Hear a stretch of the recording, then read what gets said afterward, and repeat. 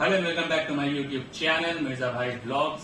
आज हम एक शख्स से मिलाने जा रहे हैं आप लोगों को, जिनका नाम है कामरान रिजवी।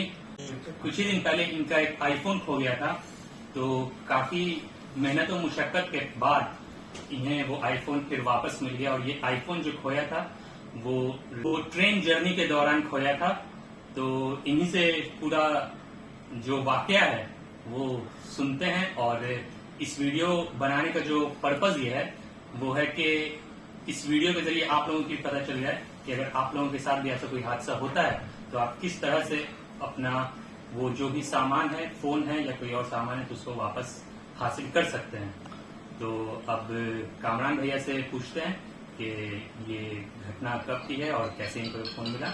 तो कामरान भाई बताइए कि आपका ये फोन कब खोया और कैसे आपको ये फोन वापस मिल गया। ये मेरा फोन जो था 2021 में गुम हुआ था ट्रेन के जर्नी के दौरान, जब मैं दिल्ली से पटना जा रहा था। तो उस समय क्या हुआ था, मेरे पास जो टिकट्स थे वो कंफर्म नहीं थे, तो मुझे जनरल में सफर करना पड़ा। और जनरल में एज यू नो की बहुत ज्यादा भीड़ होती है, बहुत ज्यादा। हाँ, तो उसमें मुझे सीट बहुत मुश्किल से मिली थी और वो विंडो सीट थी। तो मैं मतलब जनरली बैठ करके अपना फोन यूज कर रहा था और बैक कवर नहीं लगा हुआ था। तो मुझे अचानक से मतलब छींक आ गई और वो हाथ से फोन जो है फिसल करके खिड़की से बाहर चला। अच्छा, तो मेरा माइंड एकदम स्टक हो गया। तो आपने चेन खींचने की कोशिश नहीं की? चेन खींचने से कोई मतलब फायदा ही नहीं वैसे, क्योंकि वो जो ट्रेन थी जिस समय फोन गिरा था मेरा, वो जंगल एरिया टाइप था फुल। तो जंगल में उतर के क्या फायदा, कोई फायदा नहीं था। तो इसीलिए मैंने सोचा कि सबसे पहले फोन के लोकेशन को ट्रेस किया जाए। तो मेरे पास ऑलरेडी एक एंड्रॉइड फोन था बट उसमें नेटवर्क नहीं थी, तो मैं उसकी वजह से लोकेशन ट्रेस नहीं कर पाया। तो मैंने अचानक से मतलब दूसरे के फोन से अपने भाई को कॉल किया, उसके पास भी आईफोन है। उसने मेरे एप्पल आईडी से लॉग इन किया और मेरे लोकेशन को ट्रेस किया। तो वहाँ पर जो लोग थे उन लोगों ने आपकी हेल्प की? हाँ, उन लोगों ने आइडिया बताया, ये करो वो करो, बट मैंने अपनी ही सुनी। 4 लोग कंटिन्यूसली कॉल पे थे। मेरा एक फ्रेंड था, 2 फ्रेंड, एक और एक मेरा भाई, और एक फ्रेंड का ऑल्टरनेट फ्रेंड था वो भी। तो इन चारों ने हेल्प की और लोकेशन ट्रेस किया मेरा भाई। जब लखनऊ स्टेशन पे ट्रेन रुकी थी उस समय तक लोकेशन ट्रेस नहीं हुई थी। तो मैंने सोचा कि उतर के कोई फायदा है नहीं, जब तक लोकेशन ट्रेस नहीं हो पाएगी उसके बाद मतलब फोन ढूंढ नहीं सकता। तो लखनऊ स्टेशन से जैसे ही ट्रेन खुली तो मेरे भाई ने कॉल किया और लोकेशन शेयर किया कि फोन जो है पनकी स्टेशन में गिरी है। पनकी एक स्टेशन है लखनऊ से थोड़ा सा पहले। तो लोकेशन ट्रेस हो गया। तो फिर ट्रेन जो है अचानक से बहुत स्पीड में चल पड़ी और 3 घंटे बाद रुकी है मिर्जापुर में। मिर्जापुर में मुझे उतरना पड़ा क्योंकि मेरे को लोकेशन ट्रेस हो गया था।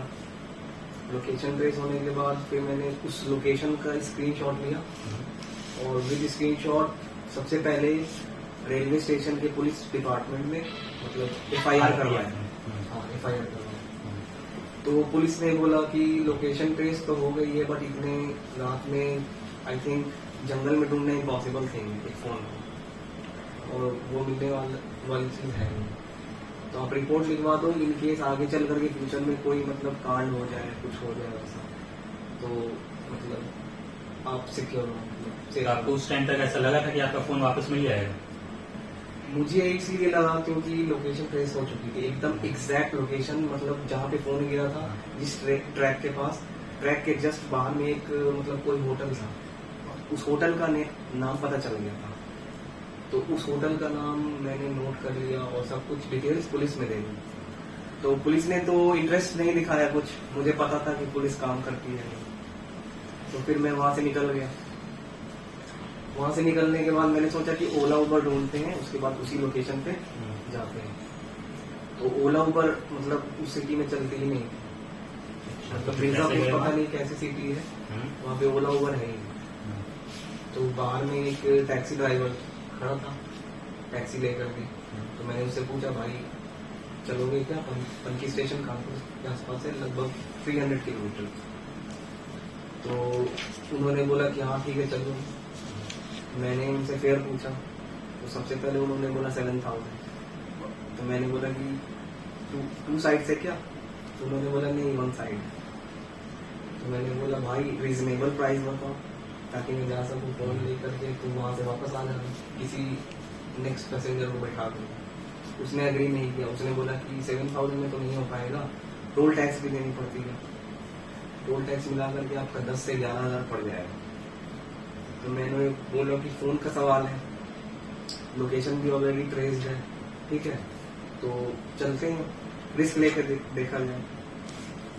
तो उसने बैठा लिया।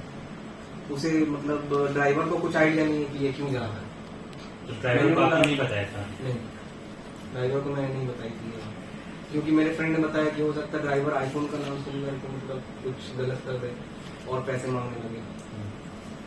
तो मैं बैठ गया।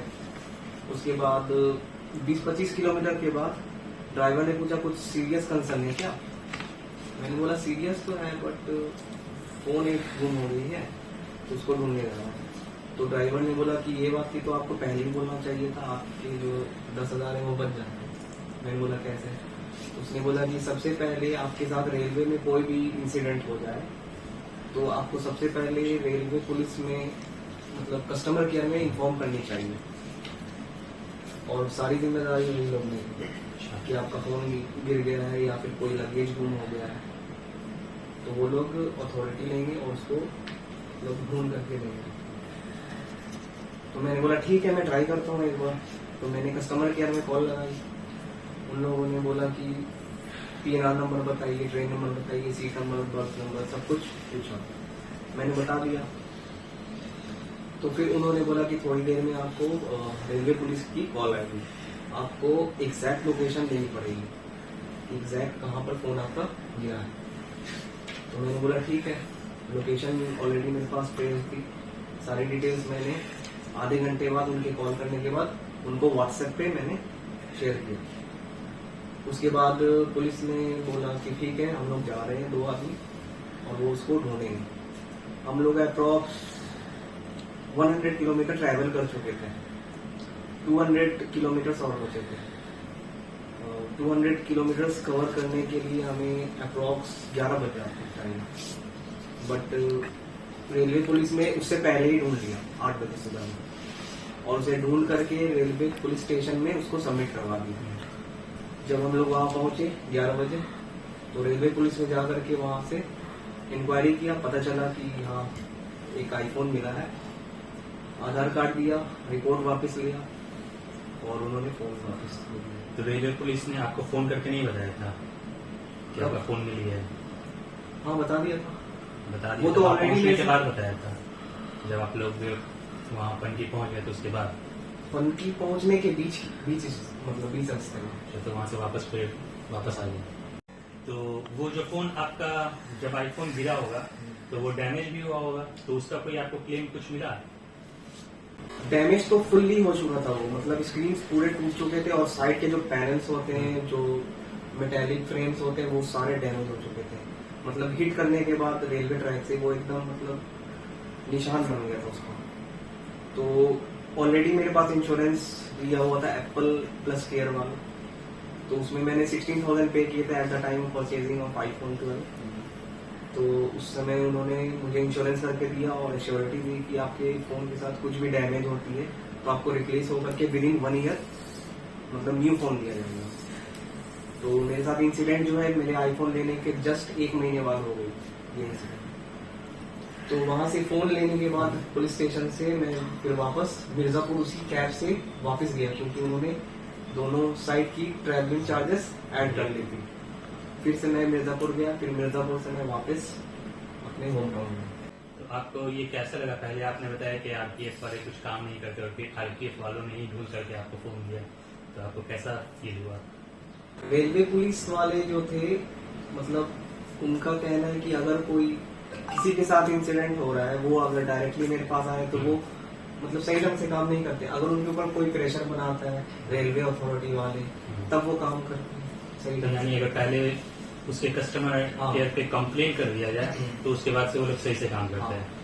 कोई भी मतलब रीजन हो XYZ, जैसे कि आपका बैगेज लॉस्ट हो जाए, टूट गया या फिर छूट गया, उसके रिगार्डिंग तो वो कस्टमर केयर का नंबर टोल फ्री अवेलेबल रहता है। वो नंबर 139 टोल फ्री जो रेलवे अच्छा, का जो वही है नंबर। वही नंबर पे आप कॉल करो, उसी पे कंप्लेन डायरेक्ट करो। आईफोन तो सबके पास होता है, बट उसमें बहुत सारे लोकेशंस को ऑन करना पड़ता है। तो आप जब भी फोन खरीदे तो उस लोकेशन को मतलब उसी टाइम जब परचेज किया है उसी टाइम उसको ऑन कर लो, ताकि इन फ्यूचर कोई भी मतलब चोरी भी अगर कर लेता है तो उस लोकेशन को वो ऑफ नहीं कर पाए, क्योंकि उसमें सिक्योरिटी पासवर्ड इनपुट करने के बाद ही वो ऑफ कर सकते हैं। सभी लोगों से गलती होती है, मतलब जानकारियां नहीं होती हैं कि इस सिचुएशन में क्या किया जाए। सबसे पहले पुलिस को रिपोर्ट किया जाए या फिर खुद से इन्वेस्टिगेशन किया जाए या फिर किसी मतलब थर्ड पर्सन से मतलब कॉन्टेक्ट किया जाए। तो उसी तरह मेरे साथ भी हो गया, मुझे पता नहीं चला कि सबसे पहले क्या करना चाहिए। रेलवे अथॉरिटी वाले इतनी ज्यादा मतलब प्रायोरिटी देते हैं अपने कस्टमर्स को, ठीक है। तो उस कैब ड्राइवर से जब मुझे ये बात पता चली तब मैंने ये एक्शन लिया फिर से। तो मैंने टोल फ्री पे कॉल किया, उन्होंने जानकारी दी कि कुछ भी इंसिडेंट होता है आपके साथ तो आप डायरेक्टली रेलवे के 139 नंबर पे कॉल कर सकते हो। आपको वही वाला आईफोन यूज कर रहे हैं या कोई नया आईफोन यूज कर रहे हैं? वही वाला मैं आईफोन यूज कर रहा हूँ, इनफैक्ट मैं दिखाता हूँ। उन्होंने रिप्लेस करके एकदम सेम यही वाला आईफोन वापस किया, जो कि मतलब एकदम न्यू कंडीशन में थी। तो यही है वो आईफोन जो गिरा था, डैमेज हो गया था, ये अभी बिल्कुल परफेक्ट हो गया है। बहुत बहुत शुक्रिया आपका अपनी ये कहानी बताने के लिए। और आज हम लोग आए थे हाविद भाई के घर ईद की पार्टी के लिए, तो उसी में मुलाकात हो गई कामरान भाई से और इस घटना के बारे में पता चला, तो सोचा कि आप लोगों के साथ शेयर कर दिया जाए, ताकि आप लोगों के साथ अगर ऐसी कोई घटना घट जाती है तो इस वीडियो से आप लोगों को कुछ हेल्प मिल जाएगी। तो इस वीडियो को यहीं पे एंड करते उम्मीद करते हैं कि ये वाला जो वीडियो है और ये जो पूरी कहानी है ये आप लोगों को इंटरेस्टिंग लगी होगी। तो इस वीडियो को ज्यादा से ज्यादा शेयर कीजिए अपने ग्रुप्स में, अपने जितने भी आपके फ्रेंड्स सर्कल है उसमें शेयर कीजिए, ताकि इन्हीं के साथ भी अगर ऐसी घटना होती है तो उनको इस वीडियो से कुछ इंफॉर्मेशन मिल सके और वो आगे की जो अपनी कार्यवाही है, जो आगे की खोजबीन है वो कर सके। तो जाने से पहले लाइक, सब्सक्राइब और शेयर जरूर कीजिएगा वीडियो को। खुदा हाफिज, गुड नाइट।